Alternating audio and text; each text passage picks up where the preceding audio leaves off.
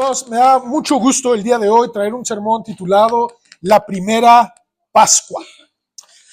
Aproximadamente corría el año 2100 antes de Cristo, cuando Dios le dice a Abraham en Génesis 15, versículo 3, entonces Jehová dijo a Abraham, ten por cierto que tu descendencia morará en tierra ajena y será esclava allí y será oprimida 400 años. Quizás ha escuchado usted la historia del Éxodo. Esta historia la ha visto quizás en películas, lo ha visto quizás en imágenes o aún para caricaturas para niños. Y a grandes rasgos, Dios le pide a su pueblo que recuerde que su Dios le iba a sacar de la esclavitud. Pero antes de sacarle, tenía que hacer algo o bastantes cosas extraordinarias. A menudo, hermanos, en este tiempo, cada uno de los seres humanos queremos que Dios siempre haga cosas extraordinarias. Y voy a ser honesto con ustedes, hermanos, Él las sigue haciendo y las hace. Muchas de esas ya no se escriben, sino que se viven, se disfrutan y se comparten. Pero hay un problema muy grave, hermanos, que el pueblo de el pueblo de Israel en Egipto tenía. En Egipto, los israelitas eran propiedad de los egipcios. Habían perdido sus derechos, estaban privados de sus derechos y eran forzados a trabajar contra su voluntad. No tenían futuro, no tenían esperanza y mucho menos tenían expectativa de salud o vida. Vivían para morir siendo esclavos. Y muchos de nosotros, hermanos, quizás así se han sentido. Esclavos. Siento que mi vida no tiene propósito, no tiene futuro, me la paso de problema en problema, me la paso de dificultad en dificultad, no veo la mano de Dios, no veo que Dios esté actuando, pero hoy te quiero decir que Dios, al igual que lo hizo que en Egipto, está buscando que tú le prestes atención. Pero escúchame bien lo que te voy a decir, te va a dar instrucciones de lo que debes de hacer. La pregunta es, ¿estás dispuesto a hacer lo que Dios te pide para ser liberado? Quizás sea una esclavitud al alcohol, a las drogas, al sexo, a la pornografía. Tantas cosas, hermanos y amigos, que mantienen esclavas a las personas en su ser y en su mente. Llegamos hasta el año 1450 aproximadamente antes de Cristo, cuando un hombre de 80 años llega ante Faraón y le dice en Éxodo 5, versículo 1, llamado Moisés y su hermano en la carne Aarón, entraron a la presencia de Faraón y le dijeron, Jehová, el Dios de Israel, dice así, deja ir a mi pueblo a celebrarme fiesta en el desierto. Y Faraón respondió, ¿quién es Jehová para que yo oiga su voz y deje ir a Israel? Yo no conozco a Jehová, ni tampoco dejaré ir a Israel. Estos sucesos, hermanos, nos comprueban que Dios cumplió su palabra. Su juicio contra la opresión de Egipto hacia su pueblo y el poder de Dios para liberarle es el mismo poder que quiere mostrar en tu vida. ¿Qué necesidad tienes? ¿Cómo te sientes ahorita espiritual, moralmente? ¿Quizás oprimido? ¿Quizás cautivo? ¿No sabes lo que va a pasar mañana, en un mes, en un año? Esto no es un simple suceso histórico, es una manifestación de Dios para todo aquel que necesita libertad. Fueron 400 años, hermanos. Ni este país tiene esos años de historia. Mejor dicho, de nación, porque de historia sí. No es un simple suceso, es una manifestación de Dios. La Pascua, descrita en Éxodo 12, que acabamos de leer, nos hace ver Dios que el pecado trae muerte.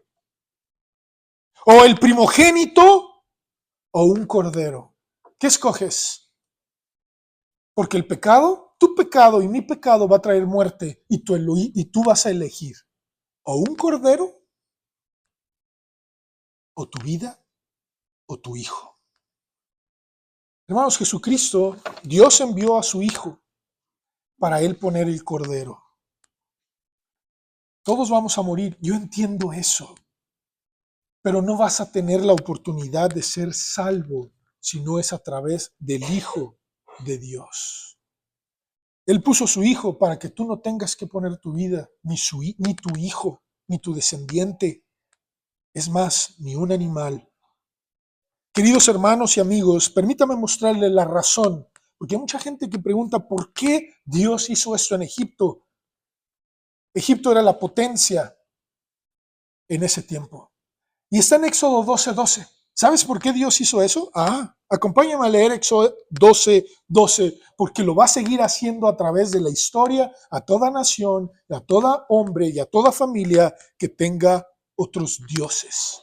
Fíjate lo que dice. Pues yo pasaré aquella noche por la tierra de Egipto y heriré a todo primogénito en la tierra de Egipto, así de los hombres como de las bestias. Y ahí está la razón por la cual Dios va a juzgar al mundo y a sus dioses. Y ejecutaré mis juicios en todos los dioses de Egipto. ¿Por qué razón entonces Dios envió las plagas? Para juzgar a los dioses de Egipto. Ahora, si me permites, hermano y amigo, por favor, yo quiero mostrarte cuáles fueron esos dioses. Dios también hará un juicio contra todos los dioses de las naciones, mostrando que Él es el Dios único y todopoderoso, incluyendo los ídolos que podamos tener. En primer lugar, tú lo puedes encontrar en Éxodo capítulos 7, 14 al 25. Dios convierte el agua del río ¿en qué? En sangre. El río Nilo es el segundo más largo del mundo. Antes de eso, hermanos, ¿verdad? Porque en el 2007 y 2008 se consideró el segundo, porque ahora son las Amazonas. En aquel tiempo era el río más poderoso y acaudalado. Mide 5,584 kilómetros. Al río Nilo se le adoraba como Dios, pues era la fuente de vida. Usted lo puede ver en Deuteronomio 11, del 10 al 12. Y ese Dios, hermanos, se llamaba Api o Hapi o Satis. Y era un Dios con cara de cocodrilo. Tiene sentido, ¿no? Ese era el Dios Hapi, que traía vida. El segundo fueron las ranas. Eso se encuentra en 8 del 1 al 15 y era la diosa Hekt. Aquí está, miren. Tiene cara de rana. Suena feo, ¿verdad? Pero así la tenía. Y era la diosa de la vida y de la resurrección.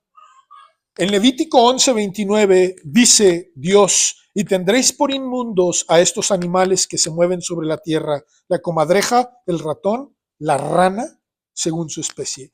En Apocalipsis 16:13, cuando se habla acerca de Babilonia y los demonios, dice, y vi salir de la boca del dragón y de la boca de la bestia y de la boca del falso profeta 3 espíritus inmundos a manera de ranas.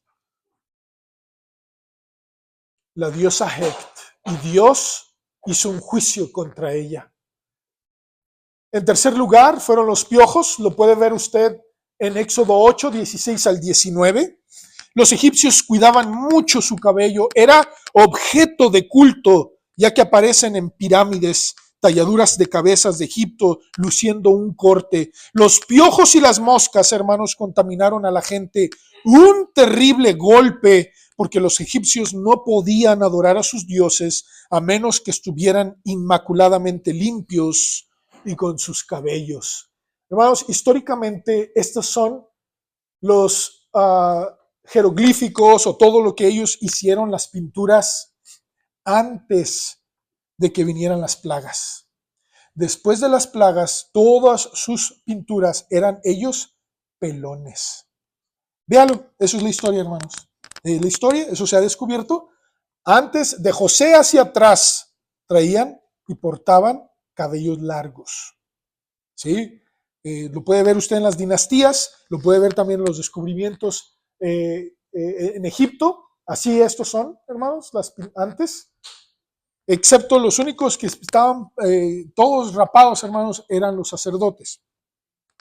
Después de eso, hermanos, cuando vienen las plagas, ya después, cuando sale Israel, todas sus pinturas eran sin cabello. Siempre se les quedó el temor de los piojos.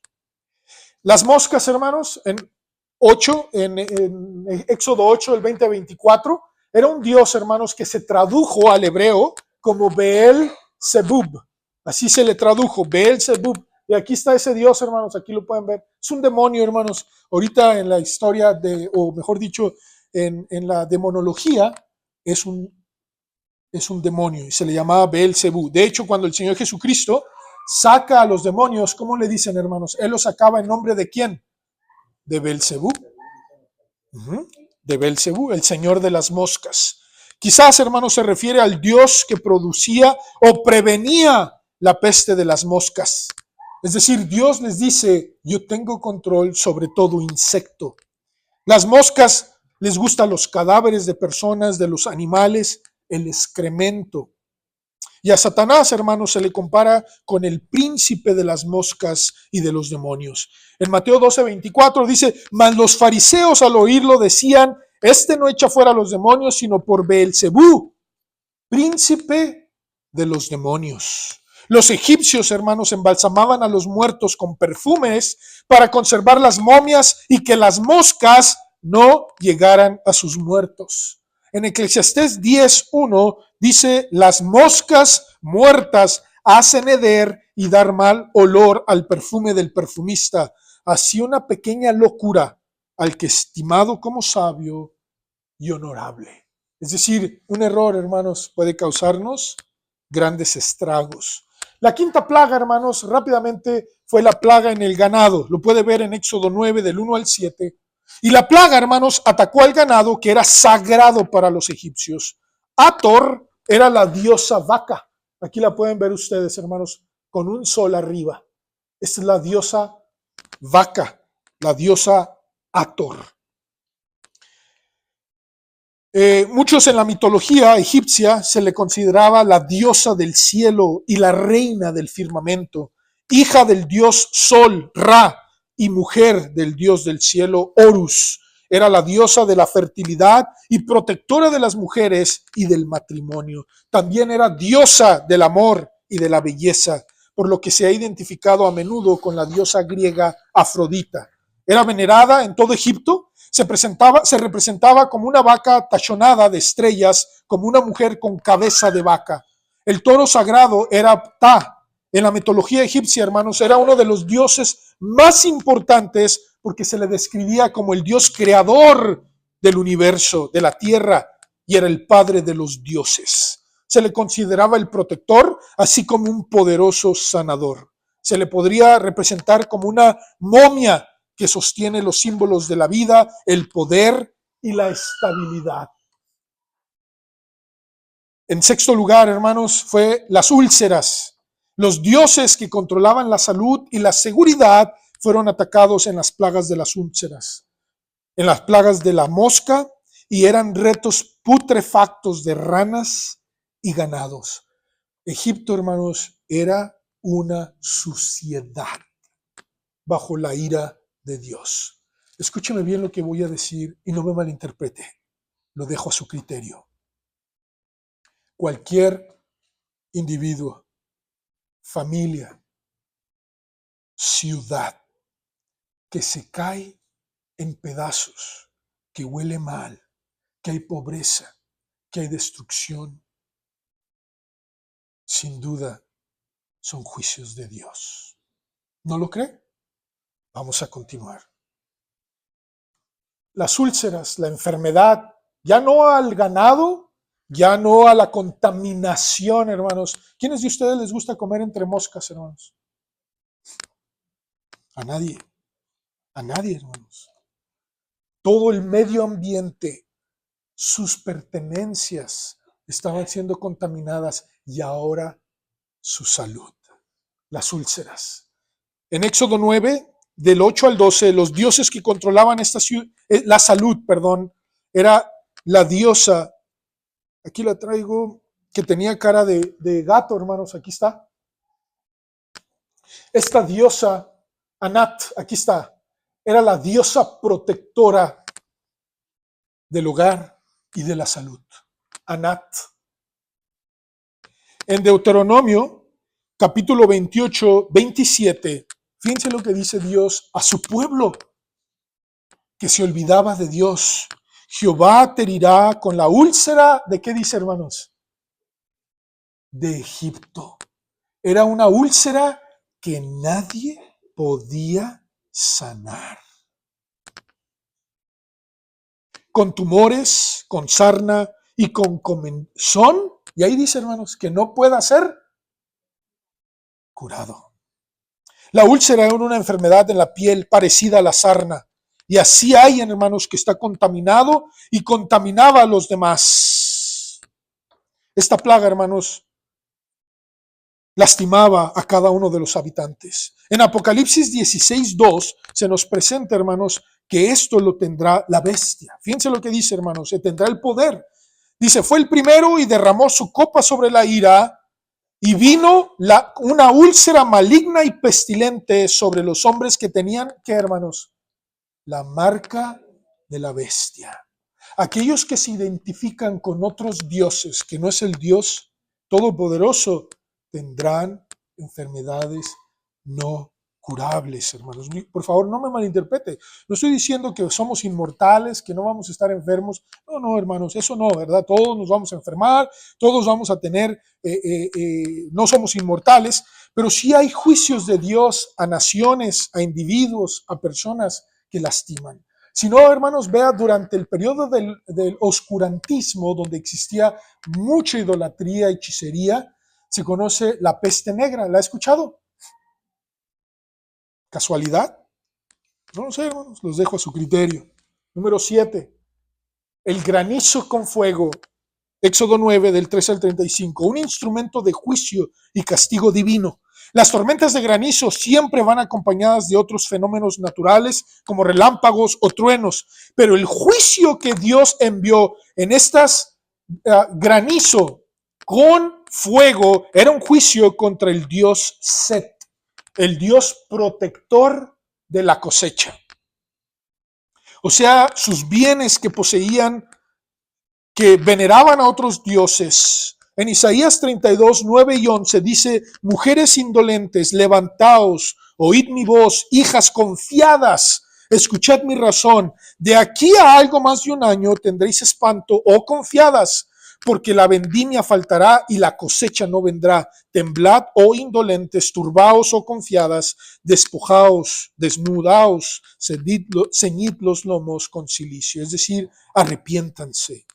La langosta vino y se comió lo que quedó de las cosechas tras el paso de la tormenta de granizo, poniendo en peligro la supervivencia de la gente. De esa manera continuaba el ataque divino ahora sobre el dios Isis o la diosa Isis.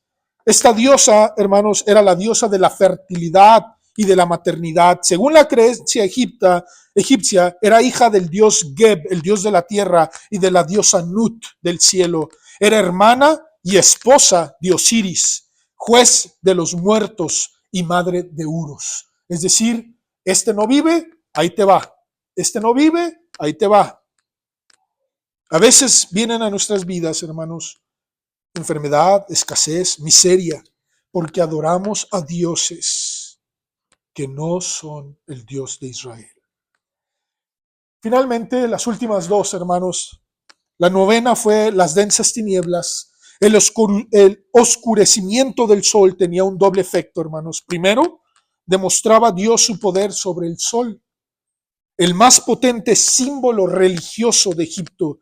Segundo, ello continuaba, hermanos, en un ataque frontal contra el mismo faraón, ya que a este se le consideraba un dios, la encarnación de Amón-Ra, el dios sol, en egipcio, el dios oculto. En la antigua deidad egipcia, Amón era representado como un carnero y su mujer, que era su mujer Mut, en egipcio significa la madre, y su hijo, el dios de la luna, Khonsu, en egipcio era el que atravesaba el cielo.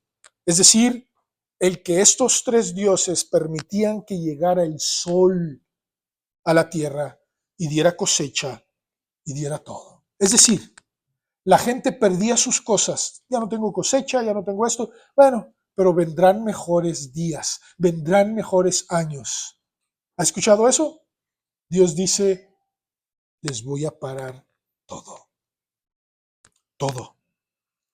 El nombre Tamuz aparece en Ezequiel 8:14 y relata que entre las abominaciones mayores que se encontraban en el templo de Jerusalén había mujeres que estaban endechando a Tamuz. Hay muchos cristianos que aún confían en los dioses de los egipcios, leen el horóscopo, consultan a los signos del zodiaco, le echan las cartas, le leen el café turco, y en Segundo de Reyes 23:5 dice, y quitó a los sacerdotes idólatras que había puesto los reyes de Judá para que quemasen incienso en los lugares altos, en las ciudades de Judá y en los alrededores de Jerusalén, y asimismo a los que quemaban incienso a Baal, al sol y a la luna, y a los signos del zodiaco, y a todos los ejércitos del cielo. ¿Puede un cristiano entonces confiar en el horóscopo? No, no puede y no debe. En 10º y último lugar, la muerte de los primogénitos, y se encuentra en Éxodo capítulo 11 y 12.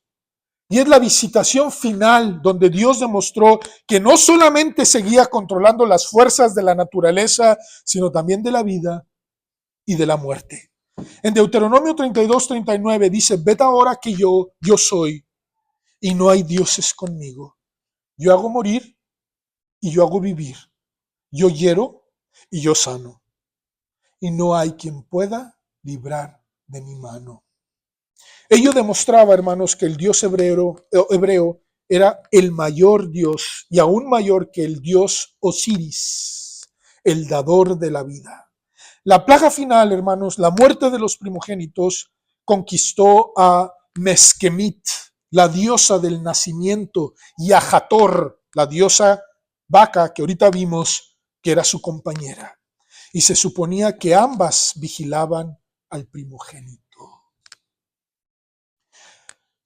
Quiero terminar, hermanos, con esto, porque aunque usted lo vea como un efecto histórico, todos estos dioses fueron retados por Dios, y Dios hizo un juicio contra estos dioses, como lo hará también en este tiempo contra cualquier dios que se ponga contra él. Y no importa que tú digas, es que yo no tengo mi Dios, es que yo no tengo esto, yo no tengo aquello, eso no importa, eso lo va a hacer Dios, y te va a hablar a ti y te va a decir, ¿tienes algún Dios? Tu Dios es el dinero, tu Dios es el trabajo, tu Dios es tu familia, tu Dios es esto, es antes que yo, te importa más eso.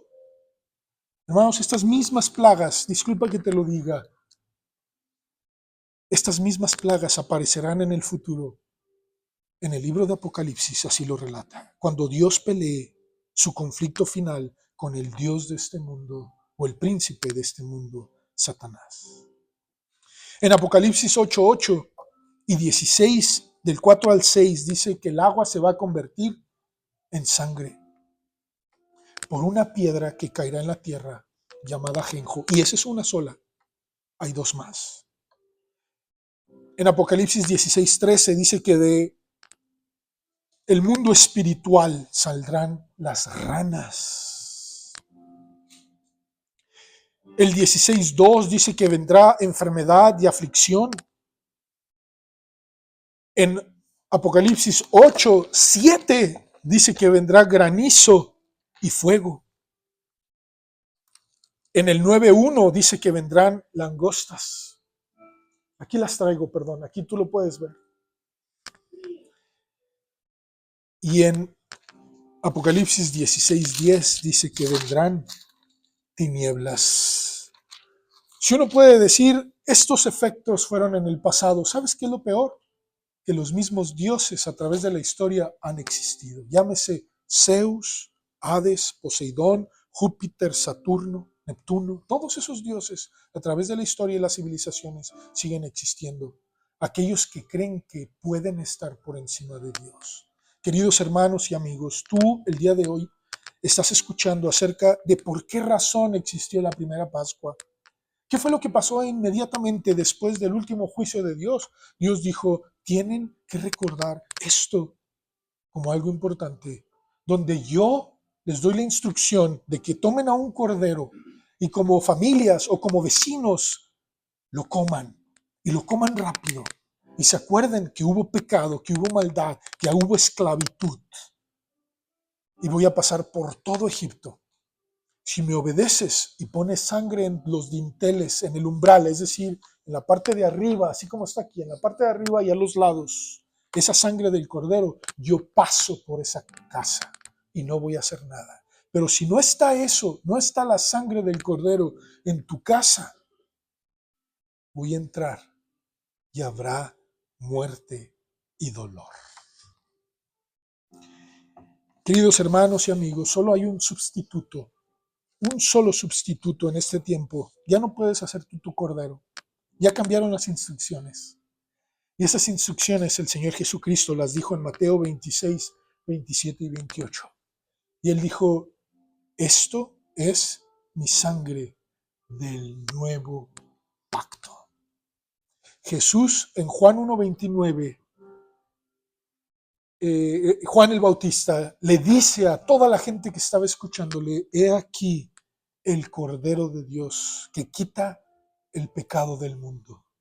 Queridos hermanos y amigos, solo Dios, solo Jesucristo te puede librar de la ira de Dios. ¿Y sabes por qué? Porque los otros dioses y los otros seres humanos, y los seres humanos adoramos a otros dioses. Nos alejamos de Dios, nos importa, y disculpa la expresión, un cacahuate obedecer a Dios. Ponemos antes nuestro interés, nuestra necesidad, nuestros deseos, nuestras pasiones, como lo hacían los egipcios. Si era una civilización avanzada, sí lo era, pero también era promiscua e inmoral. Y todo eso, hermanos, no ha cambiado a través de la historia. No ha cambiado. Y si usted y yo no decidimos tomar la sangre del Cordero y ponerla en nuestras vidas, no tendrás esperanza. No lo tendrás, lo lamento. Te invito a que inclines tu rostro y piensa en esta Pascua y todos los efectos que tuvo esta Pascua a tal grado, hermanos, que en este momento dice la Biblia que volverá a suceder. Hay alguien aquí que ha entendido el mensaje y comprende que Dios da las instrucciones para recibir el perdón y sobre todo la protección. No hay otro Dios que te va a proteger, no existe. Todos los demás son invenciones del hombre o son manifestaciones demoníacas. Pero solo el Dios de la Biblia, aquel que puso el Cordero por ti, llamado Jesús, te da esperanza, te da perdón y te da vida eterna. Hay alguien aquí que le quiera pedir perdón a Dios y decir, yo sé que el Cordero que puso Dios quita el pecado de mi vida. Hay alguien aquí, levante su mano, por favor. Yo quiero orar por ti. Dios le bendiga, Dios le bendiga. Alguien más, alguien que diga, yo quiero, Dios te bendiga. Alguien más, Dios le bendiga. Quiero decirte algo muy importante. Ese Cordero va a regresar por segunda vez. Dios te bendiga. Y todos los seres humanos se van a arrodillar ante Él. Algunos lo haremos con mucho gusto y seremos los primeros. Y otros lo harán porque no tendrán opción. Así que sea cual sea tu decisión el día de hoy, te vas a postrar ante Él. O lo harás con gusto, o lo harás porque no tienes opción. ¿Qué harás tú? Ahora quiero invitar a los cristianos, a los ya creyentes. Dejemos nuestros ídolos, hermanos. Queremos libertad. Dejemos el pecado. Dejemos todo aquello que nos estorba. Porque todo lo que el hombre sembrare, eso también segará. Gracias, Padre, te damos. Bendice a cada persona que está aquí en el nombre poderoso de Jesús. Amén.